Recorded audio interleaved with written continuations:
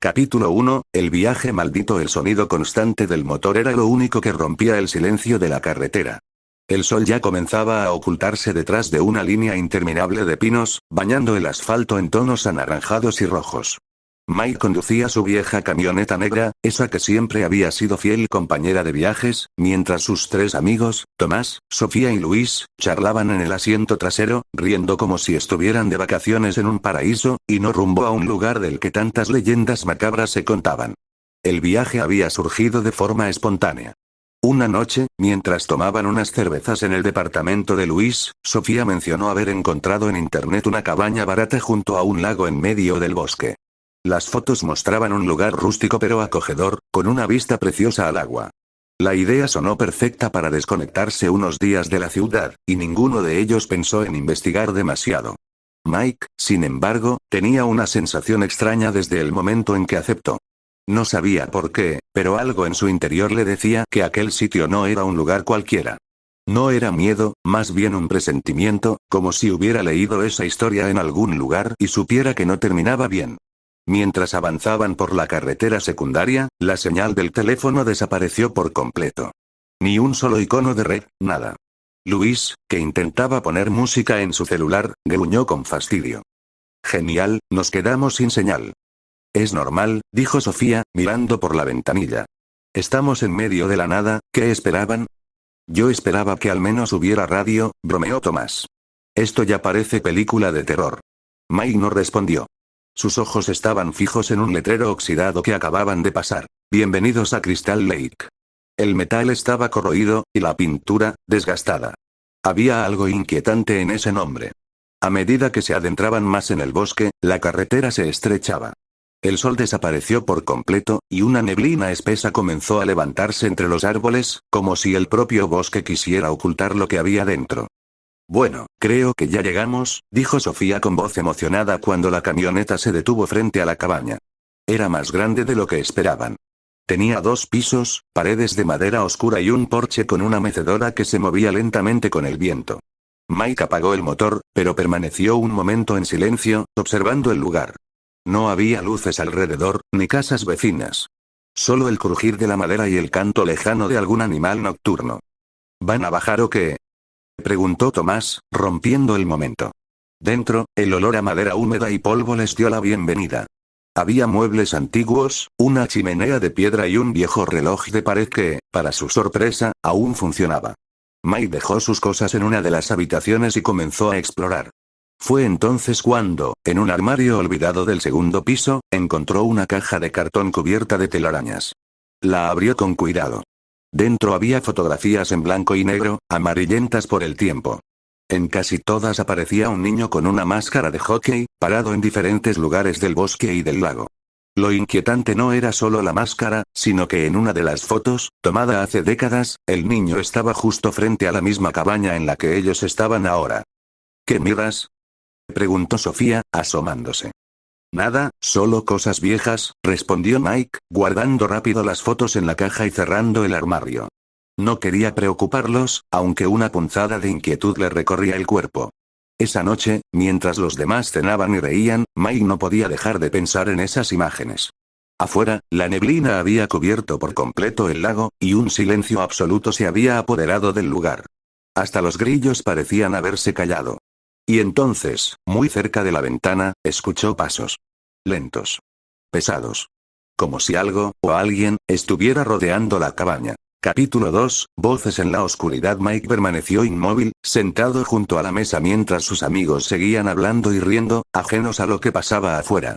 La madera del suelo crujió débilmente bajo sus pies, pero el sonido que lo mantenía en alerta venía del exterior. Pasos, lentos, arrastrados, como si quien caminaba no tuviera prisa, como si supiera que tarde o temprano encontraría la manera de entrar. Trató de asomarse disimuladamente por la ventana. Afuera, la neblina era tan densa que apenas podía distinguir la línea de los árboles. Sin embargo, juraría que algo, una sombra alta, se movía entre ellos. El corazón le dio un vuelco. «Oye, Mike, ¿estás bien?», preguntó Tomás, notando que estaba pálido. Sí, solo pensé que escuché algo afuera. Seguro son mapaches, bromeó Luis. O un oso, aunque a lo mejor es el espíritu de algún campista asesinado, añadió con voz siniestra, provocando que Sofía le lanzara un cojín. Mike forzó una sonrisa, pero no respondió. No eran mapaches. Él lo sabía. Esa noche, cuando todos se fueron a dormir, Mike decidió quedarse un rato más despierto. El reloj de pared marcaba las 12:47 am. El silencio era tan profundo que podía escuchar su propia respiración. Afuera, la neblina parecía golpear los ventanales como una marea invisible. Y entonces, lo escuchó. No deberían estar aquí, era una voz grave, distorsionada, casi como un susurro que venía de todas partes y de ninguna. Mike se levantó de golpe, buscando de dónde provenía, pero cada vez que giraba la cabeza, el sonido parecía cambiar de lugar. ¿Quién está ahí?, preguntó, apenas en un susurro. No hubo respuesta. Solo el crujido de las ramas afuera. Se armó de valor y se acercó a la puerta. Puso la mano sobre la manija y, conteniendo la respiración, la giró lentamente. El viento frío del bosque lo envolvió al abrirla. Nada.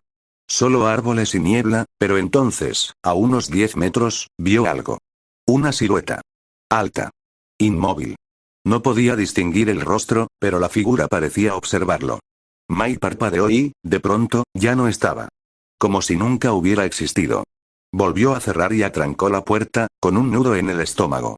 Se dijo a sí mismo que era cansancio, que tal vez estaba viendo cosas, pero mientras subía las escaleras hacia su habitación, volvió a escuchar la voz, más clara esta vez, como un eco desde lo profundo del bosque. No deberían estar aquí, y, en ese momento, supo que no estaba solo en Crystal Lake. Capítulo 3, la advertencia del viejo Tom. La mañana llegó cubierta por un cielo gris, y un aire frío que calaba los huesos. Mike apenas había dormido un par de horas. Cada vez que cerraba los ojos, recordaba esa silueta inmóvil en la niebla, y la voz que le advertía que se marcharan. Los demás parecían no haberse enterado de nada. Sofía preparaba café en la pequeña cocina, Luis revisaba una vieja guitarra que había encontrado en un rincón, y Tomás buscaba la caña de pescar para aprovechar el lago. Mike solo tomó su chaqueta y dijo: voy al pueblo a comprar algunas cosas. No explicó más. Necesitaba alejarse de la cabaña, aunque fuera por un rato. El camino de tierra hacia el pueblo estaba cubierto de hojas secas. El bosque parecía observarlo. Cada tanto, un crujido lo hacía voltear, pero nunca veía nada. El pueblo apareció después de unos 20 minutos de manejo. Unas cuantas calles, edificios viejos, y un pequeño almacén con un cartel desteñido que decía Mercado de Crystal Lake.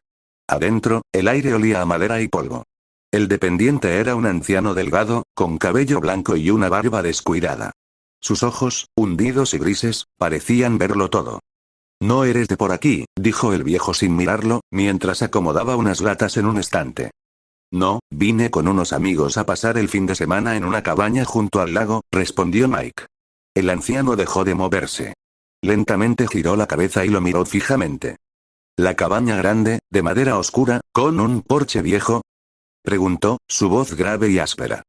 Sí, esa misma. Tienes que irte. Mike frunció el ceño. ¿Por qué? El anciano se acercó, apoyando las manos en el mostrador. Ese lugar, no es seguro. Ninguna parte de Crystal Lake lo es. Aquí la muerte camina con botas y machete. Mike sintió un escalofrío recorrerle la espalda. El anciano continuó. Su nombre es Jason. Jason Voorhees. Murió ahogado aquí cuando era un niño, o al menos eso dicen. Pero volvió. Algunos creen que nunca estuvo realmente muerto. Vive en los bosques, y no le gustan los intrusos. ¿Y la gente del pueblo?, preguntó Mike, intentando mantener la calma. La gente aprendió a mantenerse lejos del lago. Por eso no hay nadie cerca de tu cabaña. Todos sabemos que tarde o temprano, él aparece, y cuando lo hace, no hay dónde correr. Mike no sabía si el hombre hablaba en serio o si era solo una leyenda local, pero la intensidad en sus ojos no parecía fingida. Escucha, chico, dijo el viejo Tom, inclinándose hacia él. Si hoy al caer la noche sigues en ese bosque, lo verás. Y te aseguro que no vivirás para contarlo. El silencio entre ellos fue roto por el sonido de la puerta al abrirse. Mike se giró, pero no entró nadie. El anciano suspiró, como si ya hubiera dicho demasiado, y se dio la vuelta para seguir acomodando mercancía. Mike pagó unas pocas cosas y salió del mercado. Afuera, la neblina comenzaba a regresar, envolviendo el pueblo en un manto espeso. Al entrar a la camioneta, miró por el retrovisor, y juraría que, en la esquina, entre dos casas, había una silueta alta observándolo. Arrancó el motor y se dirigió de vuelta a la cabaña, pero las palabras del viejo Tom seguían repitiéndose en su mente. Si al caer la noche sigues en ese bosque, lo verás. Capítulo 4, Noche de lluvia. El regreso a la cabaña fue silencioso. Mike no contó nada sobre la advertencia del viejo Tom. Temía que sus amigos pensaran que estaba exagerando o, peor aún, que se rieran. Pero cada kilómetro que recorría por el camino de tierra lo convencía más de que tal vez aquel anciano no era solo un loco supersticioso. El cielo estaba cubierto de nubes negras, densas, que parecían aplastar el bosque. El aire se volvió más pesado y frío. Apenas entró a la cabaña, sintió como la presión en el ambiente cambiaba, como si el lugar mismo estuviera esperando algo, o a alguien. ¿Y esas compras?, preguntó Sofía desde la cocina. Comida, café, y velas, dijo Mike, dejando la bolsa sobre la mesa. ¿Velas? ¿Para qué?, preguntó Luis, burlón. Por si se va la luz, respondió, sin mirarlo. La tarde avanzó lenta. Tomás y Luis insistieron en salir al lago para pescar antes de que oscureciera, pero Mike se negó. No quería que ninguno se alejara demasiado. Mientras ellos se entretenían, él revisó ventanas y cerraduras, asegurándose de que todo estuviera bien. La madera de la cabaña crujía con cada paso que daba, y ese sonido, sumado al eco del viento, creaba la sensación de que alguien lo seguía a cada momento. A las 8, el cielo se abrió en un aguacero brutal. La lluvia golpeaba el techo como un tambor constante, y cada relámpago iluminaba fugazmente los árboles que rodeaban el lugar. El lago, apenas visible entre la cortina de agua, parecía agitado, con olas pequeñas que rompían contra la orilla. En medio de una partida de cartas, la luz parpadeó. «Uy», murmuró Sofía, «eso no me gusta».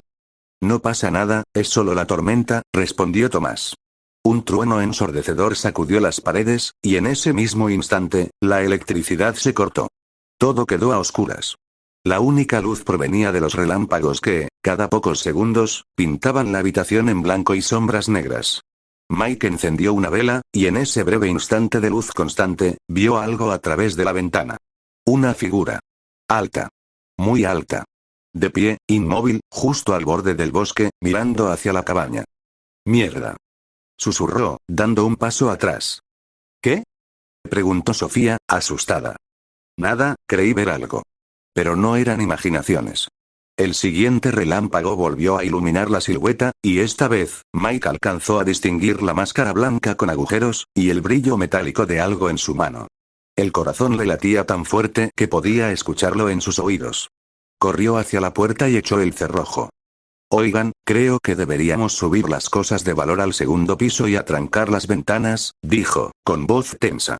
«¿Qué pasa contigo?», preguntó Luis, riendo nervioso. «¿De verdad crees que un psicópata está ahí afuera en medio de esta tormenta?» «No lo creo, lo sé». Otro trueno estalló. Un segundo después, un golpe seco resonó en la pared trasera de la cabaña. Luego, un sonido de arrastre, como si algo metálico estuviera siendo raspado contra la madera. El grupo se quedó en silencio, escuchando. Golpes más fuertes comenzaron a recorrer el perímetro de la casa, como si alguien caminara lentamente alrededor, golpeando con un machete la pared a cada paso. El último relámpago iluminó, a través de la ventana del fondo, una imagen que Sofía nunca olvidaría. Una mano enorme, cubierta por un guante de cuero negro, apoyada contra el vidrio, inmóvil, hasta que se cerró en un puño y desapareció. La lluvia seguía cayendo, pero dentro de la cabaña ya nadie podía ignorar lo que estaba pasando. Afuera, alguien los estaba cazando. Capítulo 5, el primero en caer. El reloj de pared marcaba las 11:03 de la noche cuando el primer grito rasgó la tormenta. No fue dentro de la cabaña. Fue afuera. Tomás, terco como siempre, había decidido salir con una linterna para demostrar que no había nada. Mike había intentado detenerlo, pero Tomás solo se burló y dijo: «Relájate, hermano, es solo un maldito bosque». Ahora, ese mismo bosque le devolvía un grito ahogado que duró apenas 3 segundos antes de cortarse de golpe, como si algo o alguien le hubiera quitado el aire, o la vida. «Tomás», gritó Sofía, corriendo hacia la puerta. Mike la detuvo de un tirón. «No abras. Está allá afuera. Podría estar herido», protestó ella, forcejeando. Luis, más impulsivo, no esperó y abrió la puerta. La lluvia entró a chorros, empapándolo al instante. El haz de la linterna recorrió el porche y luego se adentró en la oscuridad. Tomás. Llamó. Silencio. Mike agarró otra linterna y salió tras él, con Sofía pegada a su espalda. El viento helado les cortaba la piel. Avanzaron hasta que encontraron algo en el suelo. La linterna de Tomás, todavía encendida, apuntando a la nada. A su lado, un rastro oscuro que la lluvia intentaba borrar. Sangre. Dios mío, susurró Sofía, cubriéndose la boca. Mike levantó la linterna y la movió en círculos. Entonces la luz atrapó algo entre los árboles. Un pie. No, no un pie. Solo una bota. Una bota que todavía tenía dentro la pierna de Tomás, seccionada brutalmente a la altura de la rodilla. Sofía gritó. Luis retrocedió en shock. Mike sintió que el estómago se le encogía. A la cabaña, ya. Ordenó, empujándolos de regreso. Pero antes de que pudieran llegar, un trueno iluminó una figura detrás de ellos. Alta, ancha, completamente cubierta con una chaqueta oscura empapada. En el rostro, una máscara de hockey blanca con agujeros negros como ojos vacíos. En su mano derecha, un machete tan largo como el brazo de Mike, con el filo cubierto de sangre fresca que la lluvia no lograba limpiar del todo. Jason Voorhees. ¡Corran!, gritó Mike, empujando a Sofía hacia la cabaña. Jason dio un paso adelante, y el suelo pareció temblar. No corría, no lo necesitaba. Sus pasos pesados y seguros avanzaban, acortando la distancia mientras Mike y Luis cerraban la puerta a toda prisa. Un segundo después, un golpe brutal sacudió la madera, doblando las bisagras. Un segundo golpe, luego un tercero. Cada impacto retumbaba en el pecho de Mike. No va a parar, dijo Sofía con voz quebrada. Oh, Dios, no va a parar. Mike empujó un mueble contra la puerta y miró a los otros. Escúchenme. Desde este momento, si queremos vivir, no nos separamos. Ni un segundo. Afuera, Jason permaneció en silencio durante unos minutos, hasta que algo más pesado que un golpe cayó contra la puerta. Mike supo de inmediato lo que era. El cuerpo de Tomás. Capítulo 6, el machete. El silencio que siguió después del golpe contra la puerta era peor que cualquier ruido. Ni el trueno, ni la lluvia, ni siquiera el viento podían competir con ese vacío absoluto que dejaba la certeza de que lo que yacía afuera ya no era solo un amigo, sino una advertencia. Sofía se abrazó las rodillas, temblando. Luis caminaba de un lado a otro, sudando a pesar del frío. Mike permanecía junto a la puerta, escuchando cualquier cambio en el sonido exterior. Tal vez se fue, dijo Luis, con una voz quebrada que no transmitía ni una pizca de seguridad. No seas idiota, lo cortó Mike. Él no se va. Está esperando. En ese momento, un golpe metálico retumbó en la madera. No fue un machetazo, no fue un puñetazo, fue como si algo afilado se clavara en la puerta y quedara incrustado. Mike dio un paso atrás y, con cuidado, encendió la linterna para ver. El filo de un machete oxidado atravesaba la madera, todavía vibrando por el impacto. La punta brillaba con un tono rojizo, y gotas oscuras caían lentamente, mezclándose con el agua de lluvia que se filtraba. Luis tragó saliva. Está jugando con nosotros. Mike miró el arma clavada en la puerta, y su sangre se heló. El machete no estaba puesto al azar. Junto a él, tallado en la madera con letras torpes, había un mensaje. Uno menos, Dios, susurró Sofía, cubriéndose la boca.